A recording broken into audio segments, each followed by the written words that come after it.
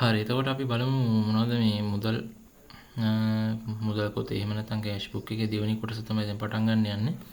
වට්ටම් කියන කොටස තමයි තියෙන්නේ. දැන් අපි ඉස්සෙල්ලා කතා කරා අන්තිමට බැලන්ස් කරන එක දක්වාම මේ අපි බලමු මොනවද මේ ඩිස්කවුන්ට් කියන්නේ කියලා. ඩිස්කවුන්ට් ප්‍රධාන වශයෙන් කොටස් දෙක. වෙළඳ වට්ටම් මුදල් වට්ටම්. වෙළඳ වට්ටම් වලට ඉංග්‍රීසි මීඩියම් ළමයි මොකද්ද කියන්නේ කියලා 92 පිටුව පොඩ්ඩක් පැටලලා බලන්න. ඔයාලට මේ chart එකේ බලන්න පුළුවන් වෙළඳ වට්ටම් වලට කියන නම මොකද්ද කියලා මට මතක නැහැ. එතකොට සිංහල මීඩියම් නම් නම් ඒක අදාළ වෙන්නේ නැහැ. ඔයා එතකොට මුදල් වට්ටම් වෙළඳ වට්ටම් කියලා කොටස් දෙකක් තියෙන එක ඔළුවේ තියාගන්න. මුදල් වට්ටම් වලට ඉංග්‍රීසි මීඩියම් වලින් කියන්නේ මේ කෑෂ් ඩිස්කවුන්ට් කියලා. අපිට මේ කෑෂ් ඩිස්කවුන්ට් තමයි ඉස්සරහට ගොඩක් වැදගත් වෙන්නේ. වෙළඳ වට්ටම් කියන එක එච්චර වැදගත්කමක් නැහැ. MCQ එක වගේ ඉන්න පුළුවන්.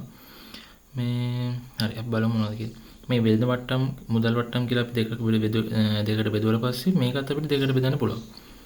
දුන් වට්ටම් ලද වට්ටම්. දුන් වට්ටම් ලද වට්ටම් කියන්නේ ඒ වට්ටම් දෙකේදී මේ ඩිස්කවුන්ට් දෙකේදීම අපිට ඩිස්කවුන්ට් දෙන්නත් පුළුවන් ඩිස්කවුන්ට් ගන්නත් පුළුවන්. ඒකයි මේ අදහස. ඩිස්කවුන්ට් තව කෙනකින් අපි තව වාර්ෂිකකින් ගන්නවා නම් ලද වට්ටමක්. තව කෙනෙක්ට අපි ඩිස්කවුන්ට් එකක් දෙනවා නම් දුන් වට්ටම.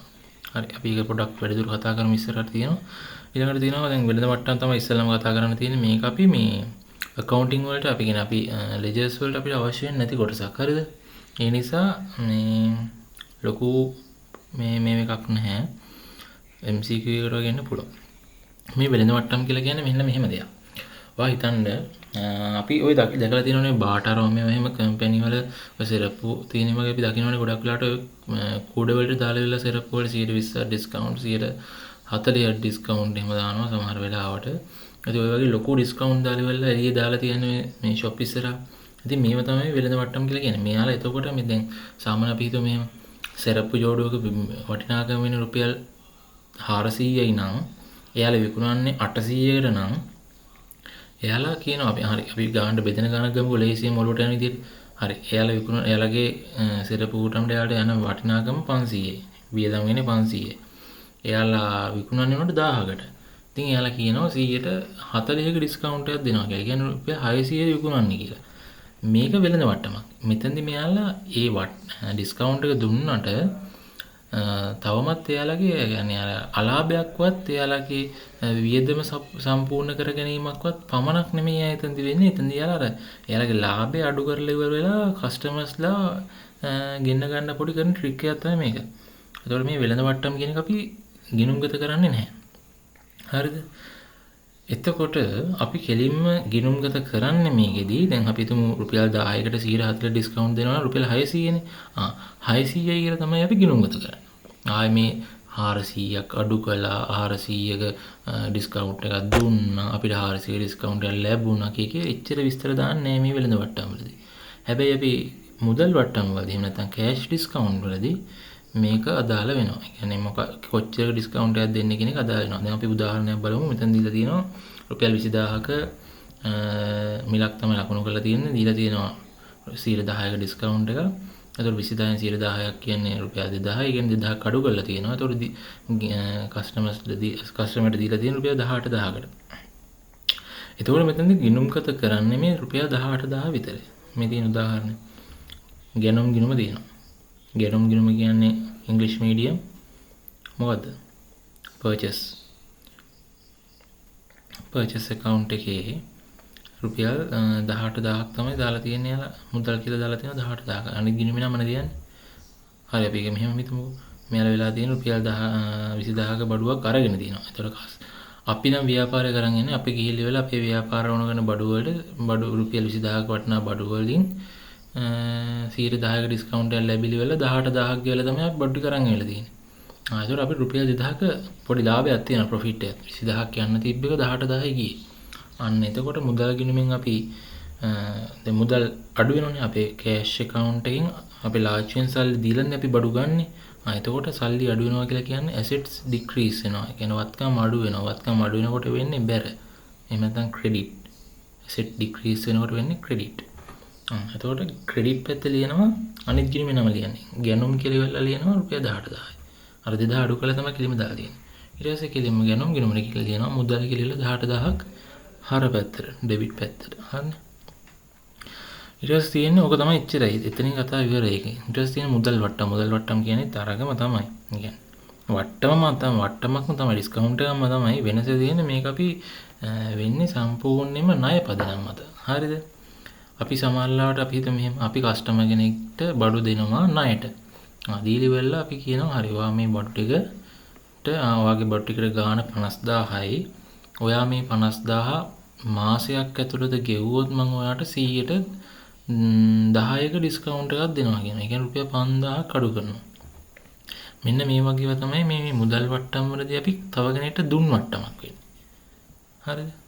තව කෙනෙක්ට දෙනවනේ වෙන්නේ ඩිස්කවුන්ට් එක. Discount allowed.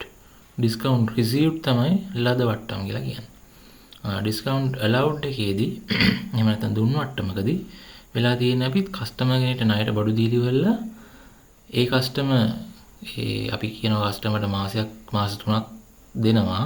හැබැයි යාර කියනවා මාසයක් ඇතුළත පේමන්ට් එක කරොත් අපි ඔයාලට 100 යම් කිසි ගානක ඩිස්කවුන්ට් එකක් දෙනවා කියනවා. අන්න එතකොට මේ කරන ඩිස්කවුන්ට් එක තමයි මේ ඩිස්කවුන්ට් allowed. ඩිස්කවුන්ට් allowed කියන්නේ දුන් මට්ටමක් වෙන්නේ. හරිනේ. මේ තියෙන උදාහරණ ඉඩ දුන් කාලය තුල ණය ගැතියකින් කියන්නේ ඩෙටර් කෙනෙක්ගෙන් මුදල් ලැබීමේදී ලැබිය යුතු ණය වටිනාකමින් කෙරෙන අඩු කිරීම. පැහැදිලිනේ? අපි ඩෙටර් කෙනෙක්ගෙන් අපිට ලැබෙන සින සල්ලි වලින් අපිට ඊට කලින් එයා සල්ලි දෙන නිසා අපි යාට යම්කිසි මුදලක් අඩු කරපුවාම අන්නේ කරන අඩු කිරීම තමයි මේ දුන් වට්ටමක්. එහෙම නැත්නම් ඩිස්කවුන්ට් allowed එකක් කියලා කියන්නේ.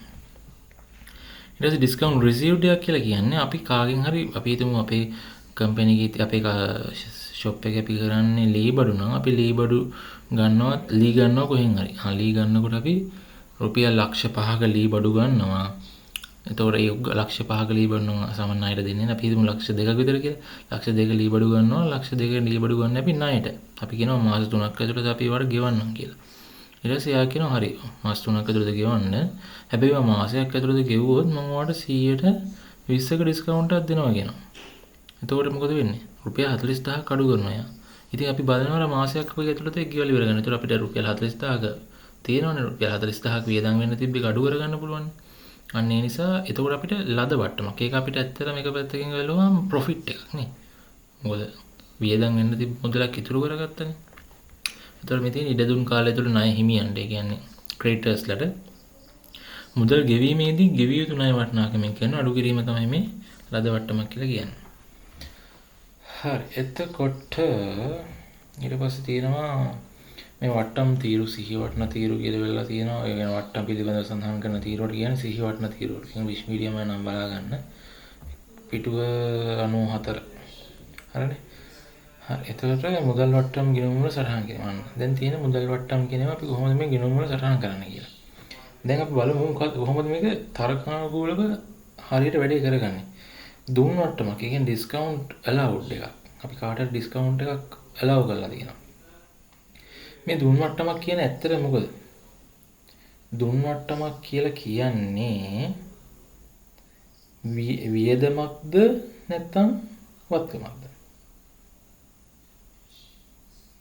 වියදමක්ද නැත්නම් මේ වත්කමක්ද නෙමෙයි සෝරි. වියදමක්ද නැත්නම් මේ ආදායමක්ද?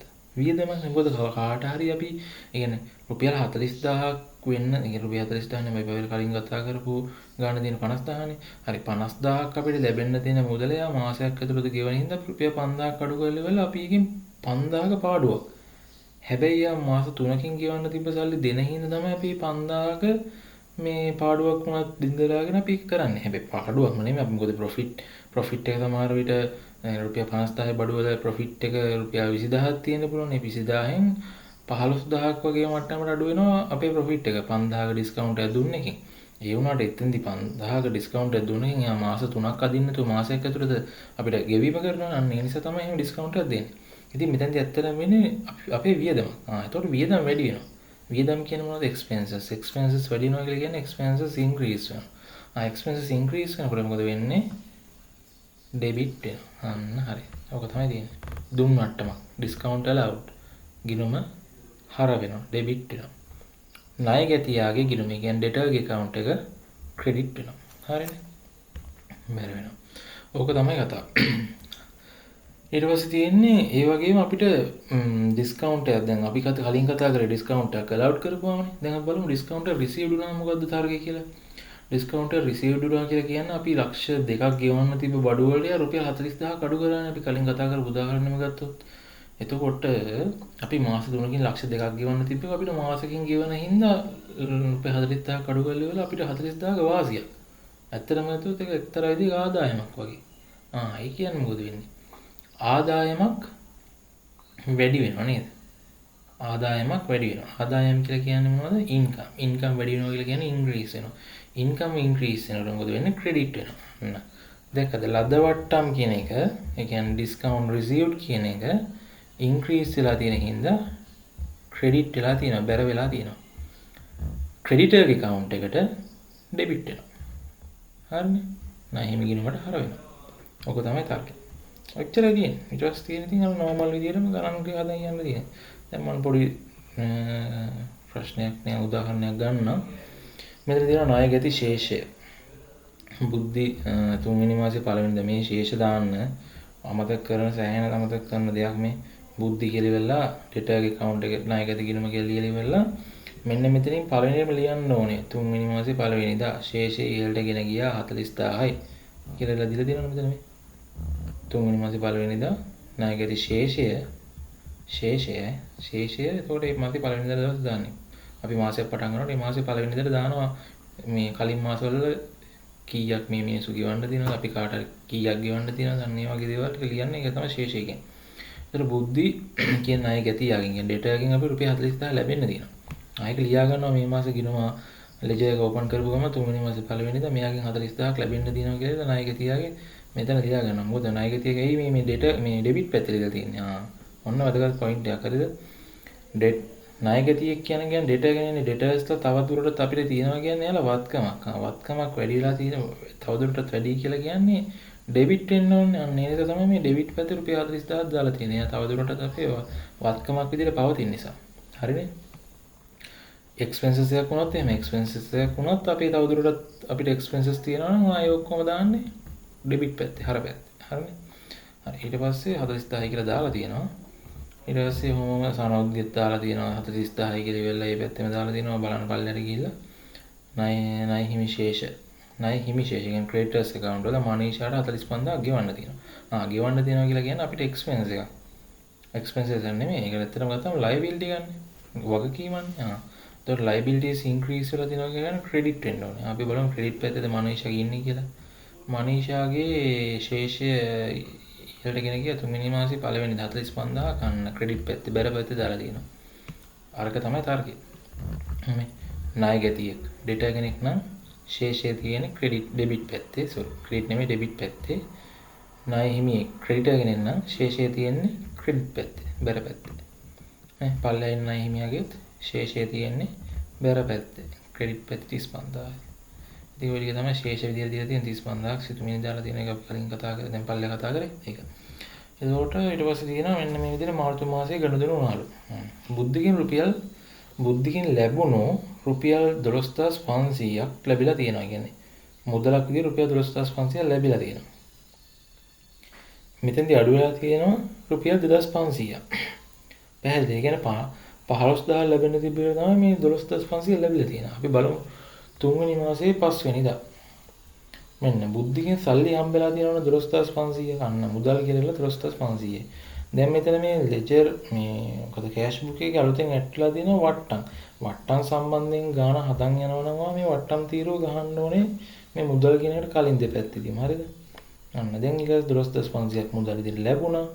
මොකද ඇසෙට් එකක් නේ මුදල් පොත කෑෂ් බුක් එකේ. වත්කමක් වැඩිලා තියෙනවා කියලා කියන්නේ ඩෙබිට් වෙන්න ඕනේ. හර වෙන්න ඕනේ. ඒතකොට හර පැත්තේ තමයි මේ දීලා තියෙන්නේ 12500යි. ඩිස්කවුන්ට් එකක් දීලා තියෙනවා. ඩිස්කවුන්ට් දීලා තියෙන ගාන 2500යි. ඊට පස්සේ සනෝට්ටත් ඒ විදිහටම සනෝට් කියන සල්ලි හම්බලා තියෙනවා 9500. ඩිස්කවුන්ට් එකක් දීලා තියෙනවා 500ක්. මම එකක් කියන්නකෝ ඒක බලන්න. අන්න සනෝට් ගෙන රුපියල් 10000ක ණය ලැබීමේදී අඩු කළ වට්ටම 105යි. ඒතකොට අපි 105ක් කියන්නේ කීයද කියලා ගණනය කරගත්තාම රුපියල් 500ක් දෙනවා. ඒ කියන්නේ රුපියල් 10000ක් සල්ලි හම්බෙලා නැහැ රුපියල් 9500යි හම්බෙලා තියෙනවා. ඒතකොට කෑෂ් විදියට ලැබුණේ රුපියල් 9500යි ඩිස්කවුන්ට් විදියට දෙනවා 500යි. ඊට පස්සේ තියෙනවාද මේවා දාද්දි මේකේ අනිත් පැත්ත දාලා තියෙනවා. බුද්ධික account එකට එහෙමම දාලා තියෙනවා බලන්න. තුන්වෙනි මාසේ 5 වෙනිදා බුද්ධික account එකට ගියපුවාම අන්න බුද්ධි අමේ පල්ලෙහාම ඉන්නවනේ. බුද්ධි account එකේ ගිහම මුදල් කියලා අර අනිත් කිනි නම නේද මුදල් කියලා ලිව්වා 12500ක් හම්බුණා. දැන් අපි ඩිස්කවුන්ට් එකක් දුන්නානේ. මේ ඩිස්කවුන්ට් දුන්නානේ allowed. ඒතකොට ඩිස්කවුන්ට් allowed කියලා දාලා එහෙම නැත්නම් දුන් මට්ටම කියලා දාලා එදා ඒ දවසම ඒ දිනේම දාලා දෙනවා 2500 ඩිස්කවුන්ට් එකක් දුන්නා කියලා. හරිනේ. හරි. එතකොට ඊට පස්සේ සනෝර්තිත් කියනවනේ සනෝර්තිත් 9500ක් දාලා තියෙන්න ඕන මෙතනට. 9500 කියලා අනිත් ගිණුමේ නම මුදල් කියලා දාලා තියෙනවා. ඒ දවසේම දාලා ඉවරලා තියෙනවා දුන් මට්ටම ඩිස්කවුන්ට් allowed එක රුපියල් 500. හරිනේ. එතකොට දෙපැත්තම වෙන්න ඕනේ. හරි. ඊට පස්සේ මනීෂාට ගෙවු මුදල් රුපියල් 12600 අඩුකල වට්ටම් රුපියල් 1400. හරිනේ. පැහැදිලිද ඒක? රුපියල් 12600ක් තමයි ගෙවලා තියෙන්නේ. අපිට අඩු වෙලා තියෙනවා 1400ක්. එතකොට මෙතන තියෙනවා මනීෂාට අපි සල්ලි විදිහට දීලා තියෙන 12600යි අපිට ලැබිච්ච වට්ටම විදිහට 1400ක් තියෙනවා. දැන් කෑෂ් බුක් එකට මනීෂාගෙන් 12600 කියලා දාලා තියෙනවා නම් කෑෂ් මේ මනීෂාගේ account එකේ කියලා දාලා තියෙන්න ඕනේ 12600ක් කෑෂ් කියලා මුදල් පොත කියලා. අපි බලමු. හරි මනීෂා ඉන්නවා මුදල් පොතට 12600 දීලා තියෙනවා. ලද වට්ටම් ඩිස්කවුන්ට් රිසීව්ඩ් එක 1600යි. හරි. එතකොට ඒ දෙක දාලා තියෙනවා එකම ඩේට් එක දාන්න දවසටම එකම දවසේ හින්දා සිතුමිණි රුපියල් 20000 ණය ගෙවීමේදී අඩුගල වට්ටම 105යි. 20000න් 105ක් කියන කීයද කියලා ගණනය කරගන්න. කීයද රුපියල් 1000. ඒ කියන්නේ 20000ක් අපිට ගෙවන්න වෙලා නැහැ. සිතුමිණිට රුපියල් 19000යි ගෙවන්න වෙලා තියෙන්නේ. අපි බලමු මුදල් පොත රුපියල් 19000ක් අඩු වෙලා තියෙනවා කියලා ගන්න. හරි. බැර පැත්තේ ක්‍රෙඩිට් පැත්තේ 19000ක් අඩු වෙලා තියෙනවා සිතුමිණිට. වට්ටමක් විදිහට රුපියල් 1000ක වට්ටමක් ලැබිලා තියෙනවා. දැන් අපි සිතුමිණිගේ පැත්තේ බලමු. ඩෙබිට් පැත්තේ මොකද වෙලා තියෙන්නේ කියලා. අන්න සිතුමිණිගේ පැත්තේ account එකේ ඩෙබිට් පැත්තේ මුදල් පොත කියලා අනිත් එකේ නම නදාන අනිත් ලෙජර් එකේනේ 19000ක් කියලා දාලා තියෙනවා 3 වෙනි මාසේ 15 වෙනිදා ඒ දවසේම දාලා තියෙනවා ඩිස්කවුන්ට් රිසීව්ඩ් එක ලද වට්ටම රුපියල් 1000යි කියලා. ඔච්චරයි. දැන් ඊට පස්සේ තියෙන්නේ දෙපැත්ත බැලන්ස් කරන්න තියෙන්නේ. ඊට පස්සේ අපි බලන්න ඕනේ මේ මුදල් පොත කෑෂ් බුක් එක බල්ලි වෙලා කරන්න ඕන දේවල් තියෙනවා මේ වට්ටම් කියන තීරුව එකතු කරගන්නවා. මේ තියෙන වට්ටම් මේ පැත්තේ තියෙන කියන්නේ ඩෙබිට් පැත්තේ තියෙන හර පැත්තේ තියෙන වට්ටම් කියලා කියන්නේ මොනවද? අපිට අපි වට්ටම් කාට හරි දීන එක. කියන්නේ ඩිස්කවුන්ට් අපි allowed කරපේවා. අන්න 2500 500ක ඩිස්කවුන්ට් ඔක්කොම දීලා තියෙනවා රුපියල් 3000 ඩිස්කවුන්ට් දීලා තියෙනවා. ඒතකොට 3000 කියලා මෙතන දාගන්නවා ටෝටල් එක.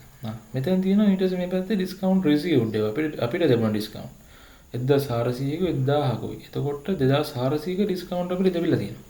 දැන් ওই දෙක ගිහලා දානවා ඒ පොතේ කියන්නේ මේකට වෙන වෙනම දාන්නේ නැහැ. දැන් අපි වෙන වෙනම ලිව්වනේ මේ ක්‍රෙඩිට් එකේ account එකේ ඩෙබිට් එකේ account එකේ මේ දැන් කරන්නේ ලද වට්ටම් ගිණුම කියලා අලුත් ලෙජර් එකක් ඕපන් කරලා කියන්නේ ලද වට්ටම් කියලා කියන්නේ ඩිස්කවුන්ට් රිසීව්ඩ් එක ඊට දුන් වට්ටම් කියලා කියන්නේ ඩිස්කවුන්ට් allowed කරපු එක. අන්න ඒ දෙකට වෙන වෙනම ලෙජර්ස් දෙකක් ඕපන් කරලා වෙලා ඒ දෙකේ ගිහලා දානවා මේ ටෝටල් එක. දැන් මේ අපි ඉස්සෙල්ලා මේක ගමු. මේ තියෙන අපිට ලැබුණු මට්ටම අපි කාට හරි දුන්නේ වනේ. ඒක කියන්නේ දුන් මට්ටම. ඒ කියන්නේ ඩිස්කවුන්ට් allowed කරපේවා. 3000ක ඩිස්කවුන්ට් allowed කරලා තියෙනවා. අපි දැන් දුන් මට්ටම ඩිස්කවුන්ට් allowed කියන මේ 3000ක දුන්නා නේ. ණය ගැතියන්ට කියන්නේ අපිට සල්ලි දෙන්න තිබුණ අයටනේ අපි දීලා තියෙන්නේ. පැහැදිලිද? දැන් මෙතෙන්දී ඔයාලට මෙතෙන් පැටලෙනවනේ. දැන් මේකේ මේ කොයි පැත්තකට දාන්න කියලා මේක මෙහෙම කරන්න. හරිද? ණය ගැතියුන්ගෙන් අපි සාමාන්‍ය සල්ලි දුන්නාම يعني අපිට සල්ලි ලැබෙන්න තියෙන එකකට අපි සල්ලි අඩු කරලා තියෙන මුදල.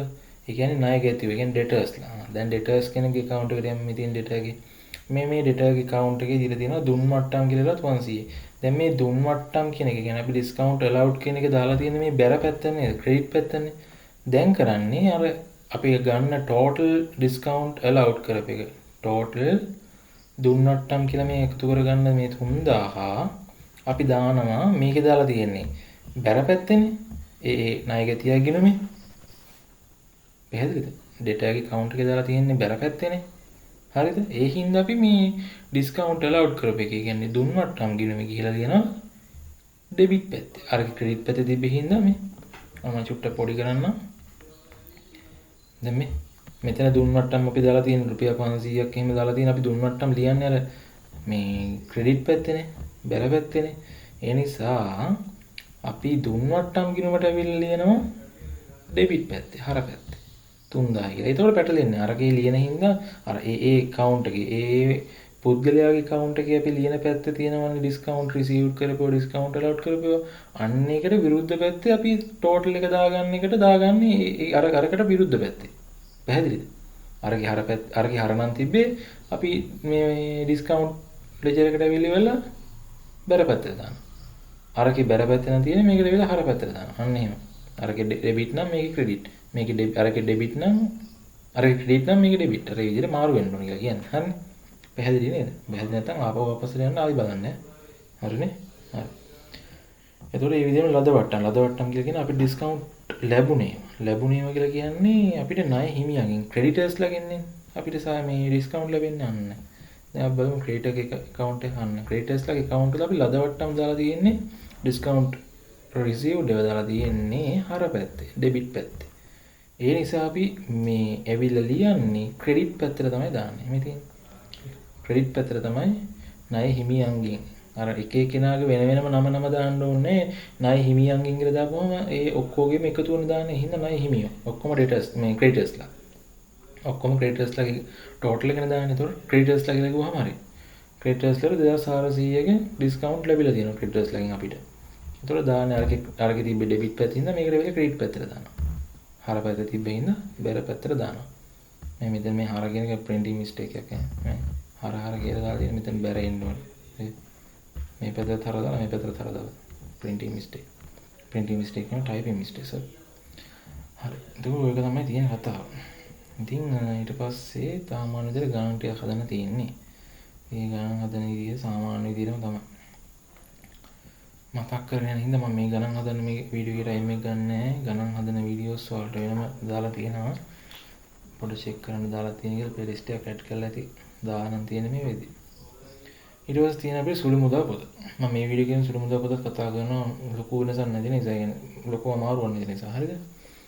හරි. සුළු මුදල් පොත කියලා කියන්නේ අපි එදිනදා අපේ ගනුදෙනු කරන් යනකොට පොඩි සුළු ගනුදෙනු දිනුනේ. අන්නේ ගනුදෙනු සඳහන් කරන ප්‍රයිම් බුක් එක. ඒ කියන්නේ මොකද්ද? ප්‍රයිම් බුක්ස් කියලා කියන්නේ මොනවද? ඒ ගනුදෙනු අපි ප්‍රධාන වශයෙන් සටහන් කරන පොතක් තියෙනවානේ. අන්නේ පොඩි ගණන් සටහන් කරන පොතක් තමයි මේ මූලික පොතක් තමයි කියන්නේ මූලික සටහන් පොතක්. හරිනේ? හරි. අපි බලමු මොනවද මේ සුළු මුදල් පොතක් කියලා කියන්නේ කියලා. ව්‍යාපාරයේ නිතර සිදුවන සුළු වටිනාකම් සහිත මුදල් ගෙවීම පිළිබඳව ගණන් සටහන් කරන පොත සුළු මුදල් පොත කියලා කියනවා. Petty cash book English medium petty cash book හරිනේ. සුළු මුදල් අග්‍රිමය. මෙන්න මේ සුළු මුදල් අග්‍රිමය කියලා කියන්නේ මොකක්ද කියලා මතක තියාගන්න. හරිද? සුළු මුදල් අග්‍රිමය කියලා කියන්නේ දැන් කම්පැනි එක අපි හිතමු පොඩි ගනුදෙනු වෙනවනේ කොහොමද අපි හිතමු මුද්දර ගාස්තු තැපැල් ගාස්තු පොඩි හිට මෙහෙට යන්න පික්මි අරම දා ගන්න නම් ඒවා ඒ වගේ දේවල් වලට යන වියදම් සඳහා අපි මුලින්ම මාසේ මුලදීම යම්කිසි මුදලක් වෙන් කරනවා.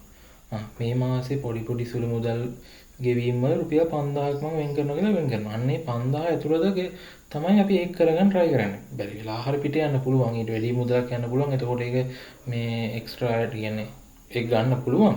ඒනට අපි සාමාන්‍යයෙන් බලන මාසයක් තුල අපිට යන්න පුළුවන් අපේ යන උපරිම සුළු මුදල් ගෙවීම මේ අගය කීයද කියලා. ඊට පස්සේ තමයි මේ සුළු මුදල් අග්‍රිමයක් කියලා වෙලා සුළු මුදල් සඳහා යන යම්කිසි නිශ්චිත මුදලක් අපි නිශ්චය කරගන්නේ. හරිද? ඉංග්‍රීසි මීඩියම් එකේ නම් බලා ගන්න සුළු මුදල් අග්‍රිමයට මොකද්ද කියන්නේ කියලා. මට මතක් වෙන්නේ. එතකොට මේ සුළු මුදල් අග්‍රිමය කියලා කියන්නේ ඔන්න ඔය මුදලට. හරිද? මෙන්න මේ සුළු මුදල් මේ අග්‍රිමය සම්පූර්ණයෙන්ම ඒ කියන්නේ ඒක සඳහා වෙනම වෙන් වෙච්ච පුද්ගලයෙක් ඉන්නවා. අනේ පුද්ගලයාට බාර කරලා තමයි තියෙන්නේ. එතකොට මේ සුළු මුදල් වියදම් ප්‍රතිපූර්ණය කරනවා කියලා කියන්නේ ඉංග්‍රීසි මීඩියම් නම් බලා ගන්න. මේක මේ ආයි නිකන් අර ඊළඟ මාසයේ ඊළඟ ගනුදෙනු සඳහා ගිය මාසේ අපි හිතමු මාසය සඳහා 5000ක් වෙන් කරනවා කියලා. හැබැයි මේ මාසේ රුපියල් 4600 නම් වියදම් වෙලා තියෙන. ඒතර රුපියල් 400ක් තියෙනවනේ. ඉතින් ඒතර මේ රුපියල් 400 ඊළඟ මාසේ මුලින් පටන් ගන්නකොට තියෙනවා.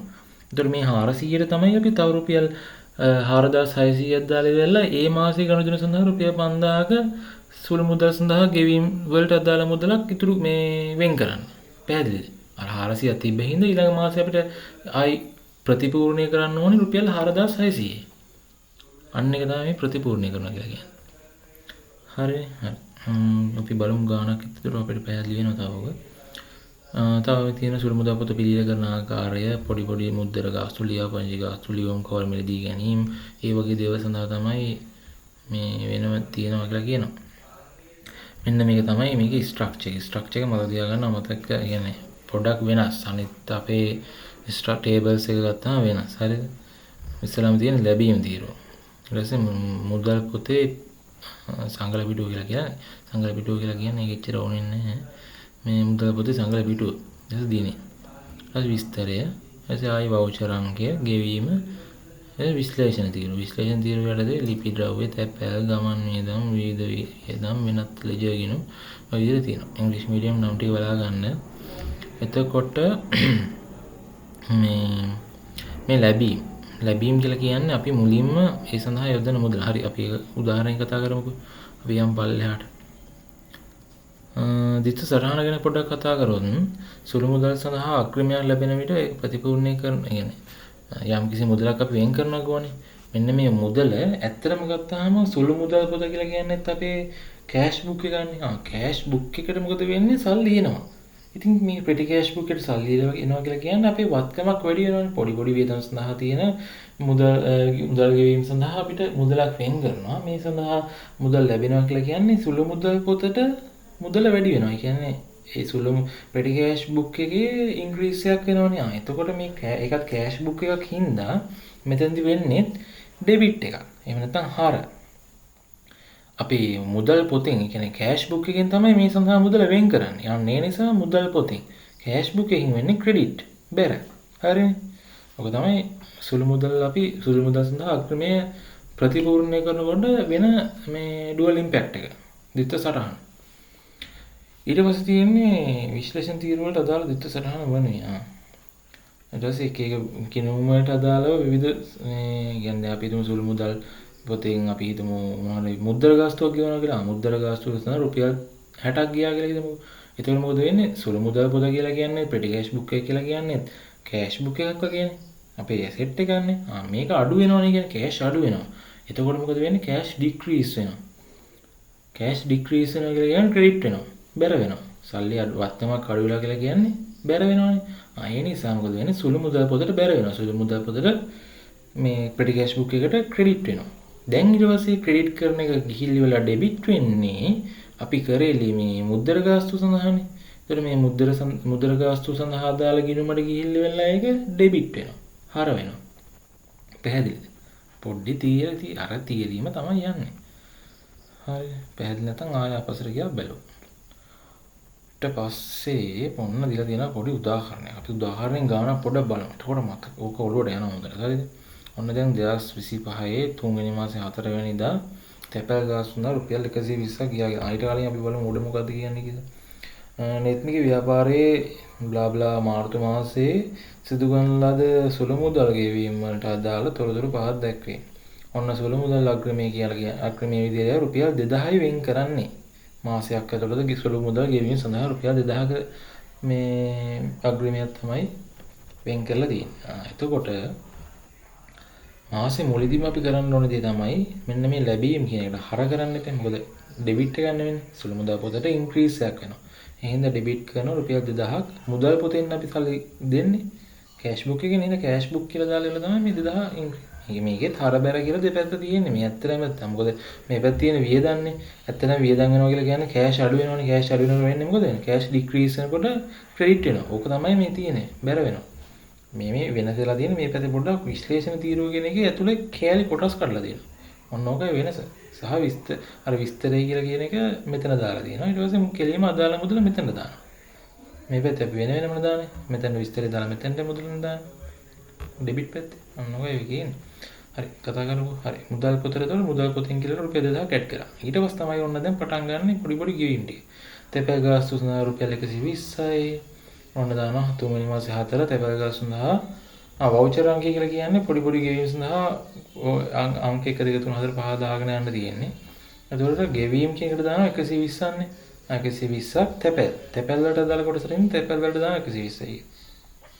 ගමන් වියදම් කියලා ඊළඟට දීලා තියෙනවා වඩ බලන්න පුළුවන්. උඩ 3 වෙනි මාසේ 4 වෙනිදා තැපැල් ගාස් 3 වෙනි මාසේ 5 වෙනිදා ගමන් වියදම් සඳහා රුපියල් 160ක්.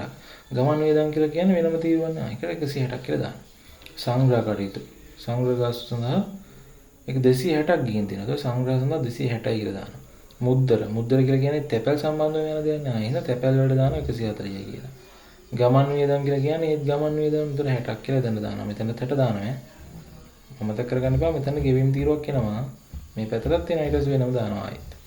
ඊට පස්සේ විමුක්ති සඳහා කියලා විමුක්තිය කියලා කියන්නේ මොකද්ද මේ? විමුක්තිට. ඒ කියන්නේ විමුක්තිය කියලා කියන්නේ අපි කාට හරි මුදලක් දෙන්න දීලා තියෙනවා පොඩි මුදලක්. එතකොට මොකද වෙලා තියෙනවා? විමුක්තිය කියලා වෙලා දාලා 200 කියලා දාලා ඉවරලා මෙන්න මේ කාට හරි අපි ණයට මුදලක් දෙනවා හෝ යම්කිසි මුදලක් දුන්නාම මෙන්න මේ මුදල දාන්නේ ලෙජර් එකට.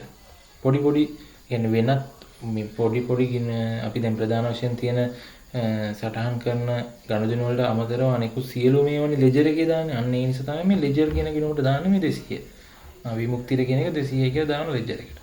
ක්‍රීඩෝදරත ගාසු කියන්නේ ගමන් වේදම් වලට ඒත් 140 කියලා මෙතන දැම්මා. ගෙනීමේ ගුලී කියලා කියන්නේ මොනවද? ගෙනීමේ ගුලී කියලා කියන්නේ අපි මොනවාරි බඩුවක් ගේන්න යන ගුලිය. ඒතර ගමන් නියමක් නෙමෙයි. එතෙන්දී බඩු ගේන්න යන වේදමක් හින්දා ඒක දාන ලෙජර් එකට. ඒක දැන් ගමන් වේදම් කියලා කියන්නේ අපි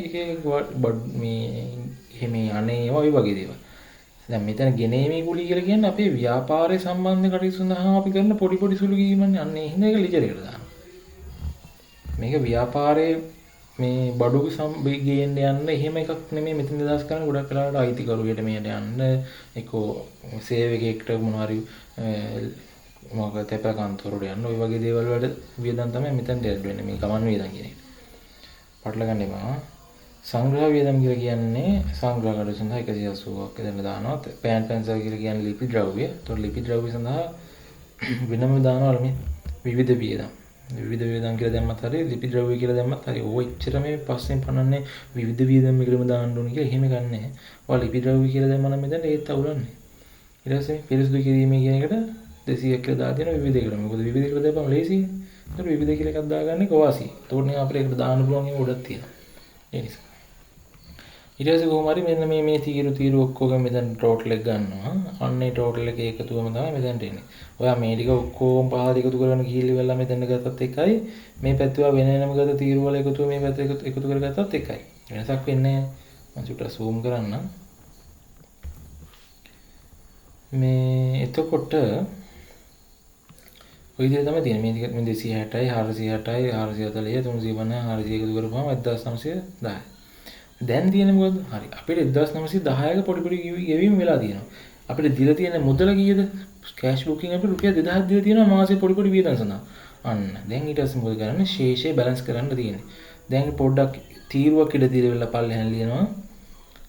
රුපියල් 2000යි කියලා ඉවරලා ටෝටල් එක ගන්නවා. හරිද? ඊට පස්සේ බැලන්ස් කරන 2000ක් නෙවෙයි. ගාන හින්දා බැලන්ස් එක ගන්නවා 2000. අරගෙන ඉවරලා 1910න් 1910 ගියපුවම රුපියල් 90යි. එතකොට 90යි කියලා වෙලා දා ගන්නවා ශේෂය පහළට ගෙන ගියා. කියන්නේ බැලන්ස් කැරිඩ් ඩවුන් එක. ඒ අර ගනුදෙනු ගියපු මාසයේ අන්තිම දිනේට තමයි දාන්නේ ඔක. 3.31 හින්දා. දාලා ඉවර වෙලා. අර දැන් මේ 2000 දාගන්න එක මෙතනට 2000 දැම්මා මේ පැත්තට 2000 දැම්මා. නෝමල් අපේ ලෙජර් එකේ කරද්දි වගේ තමයි දෙපැත්තටම දානවනේ. වැඩි බැලන්ස් එක. දැන් මේකෙත් මෙතන දලා තියෙන මොකද්ද මේ පැත්තේ කියන්නේ බැර පැත්තේ ක්‍රෙඩිට් පැත්තේ තියෙන මෙන්න මේ එකතුවට වැඩිය ඩෙබිට් පැත්තේ හර පැත්තේ තියෙන එකතුව වැඩි නෙමේ මුදලේ 2000ක් නේ. ඒ නිසා මෙන්න මෙතනින් ඉඩක් තියලා ඉවලා රූලක් තියලා දෙපැත්තටම 2000යි කියලා දාගත්තා. හරිද? ඊට පස්සේ මොකද වෙන්නේ? අඩු පැත්තේ තියෙනවනේ අඩු පැත්තේ එකතුව ගණන් කරගත්තාම 1910යි. ඊට පස්සේ අපි වෙනම ගණන හදා ගන්නවා 2000න් 1910ක් ගියපම 90යි. එතකොට ශේෂය පහළට ගෙන යාම. කියන්නේ බැලන්ස් කැරිඩ් ඩවුන් එක තුන්වෙනි මාස 31 වෙනිදාට රුපියල් 90යි. එතකොට ඊළඟ මාසයේ මුලින් පටන් ගන්නකොට අපිට රුපියල් 90ක මුදලක් තියෙනවා කලින් මාසෙ ඉතුරු විදියට. ඒ හින්දා තමයි හතරවෙනි මාසේ පළවෙනිදාට ශේෂය ඉදිරියට ගෙන යාම. බැලන්ස් බ්‍රෝඩ් ෆෝවර්ඩ් එක තියෙන රුපියල් 90. ඊට අමතරව අපිට එතකොට මුදල් විදියට කෑෂ් බුකින් ඒ මාස සඳහා ගෙවන්න කියන්නේ අලුතෙන් සුළු මුදල් පොතට දෙන්න තියෙන කීයද 1910යි. එතකොට 2000 කම්ප්ලීට් වෙන්නේ ඒ මාසේ ගණන් සඳහා.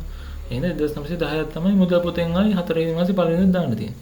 ඒතර ඔන්න ඔය දෙක තමයි ඊට දාන්න දෙන්නේ. එච්චරයි ඉතින් කරන්න තියෙන්නේ.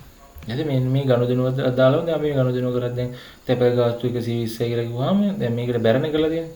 ක්‍රෙඩිට් නේ කරලා තියෙන්නේ. දැන් තැපැල් ගාස්තු ගිණුමට ගිහිල්ලා ඉවරලා ඩෙබිට් කරන්න ඕනේ. හර කරන්න ඕනේ. තැපැල් ගාස්තු ගිණුමට ගියා හර කරා ඩෙබිට් කරා සුළු මුදල් කියලා සුළු මුදල් පොතෙන් නේ ඉවිල්ලා තියෙන්නේ. අපි අර අනිත් ගිණුමේ නම දාන හින්දා සුළු මුදල් පොතෙන් කියලා දානවා. මේ ඔක්කොම දාන්නේ කවදද? ඒ කියන්නේ ඒ අපි ගනුදෙනු කරපු මාසේ අන්තිම දිනේට තමයි මේ ඔක්කොම දාන්නේ. ඔන්න ඔක තමයි වෙනස. හරිද? මම මේකයි අන්තිම අර ඒ වෙලාවේ කියන්න තු අන්තිමට කිව්වේ එකයි අර මාසේ අර ඔක්කොම ගල්ලි වෙලා බැලන්ස් එක ගත්තට පස්සේ අන්තිමට තමයි අපි ඒ අදාළ ගිණුම් වලට අදාළ ඒවා ඔක්කොම ඒ ගිණුමට මේ හර කරනවා කරන්නේ. ඩෙබිට් කරනවා කරන්නේ. මොකද ඔක්කොම ඩෙබිට් කරන්න තියෙන්නේ. ඔක්කොම ඩෙබිට් කරනවා මේ මාසේ අන්තිම දිනේට. ඔච්චරයි තියෙන්නේ. ඒවයි බැලන්ස් කරන්න දෙයක් නැහැ ඒතකොට. හරිද? සුළු මුදල් පොත ගහන්න එනවනේ ඔක ගහන්න. අමාරු නෑනේ. ඔක ඒක වෙනස් විදිහේ concept එකක් ගන්න. ඒතකොට ඒක ඔළුවේ තියාගන්න. අනිත් ඒවා ඔක්කොම යන්නේ එකම රටාවකට.